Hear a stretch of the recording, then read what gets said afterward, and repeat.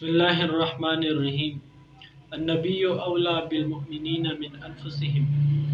جناب رسول اللہ صلی اللہ علیہ وآلہ وسلم کی مختصر سیرت پر ہم بات کر رہے تھے۔ جناب رسول اللہ صلی اللہ علیہ وآلہ وسلم کی والدہ کا انتقال، یہاں تک ہم نے بات کی تھی۔ جناب رسول اللہ صلی اللہ علیہ وآلہ وسلم کی والدہ کا انتقال مقام ابوا میں ہوا، اور ساتھ ساتھ ام ایمن رضی اللہ عنہ یہ بھی ساتھ تھی۔ جب والدہ کا انتقال ہوا، اس کے بعد ام ایمن نے آپ کو اپنے دادا عبد المطلب کے پاس لے کے آیا۔ آج ہم بات کریں گے نبی علیہ السلام کی کفالت جو عبد المطلب نے کی۔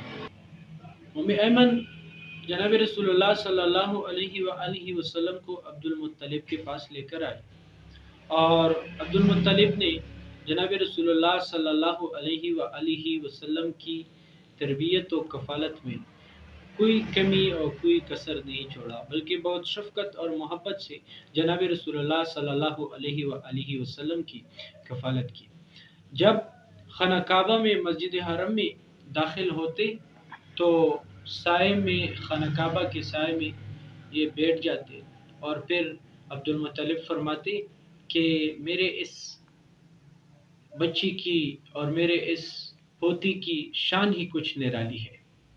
اور پھر جب وہ نبی علیہ السلام کی عمر 8 سال 2 ماہ 10 دن کا ہو گئی تو پھر عبد المطلب کا انتقال ہو گیا۔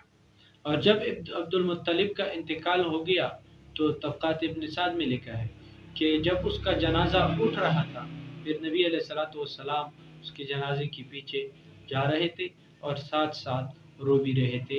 مطلب ہے کہ یہ کفالت کہ جب 6 سال کی عمر والد پہلے انتقال کر چکے ہیں پیدائش سے پہلے، پھر 6 سال کی عمر میں والدہ کا انتقال ہو گیا، اور پھر 8 سال 2 ماہ 10 دن جب نبی علیہ السلام کی عمر ہوئی تو پھر اپنے دادا عبد المطلب کا انتقال ہو گیا، اور والدہ کے انتقال کے بعد اس کی پرورش، نبی علیہ السلام کی پرورش عبد المطلب نے کی تھی۔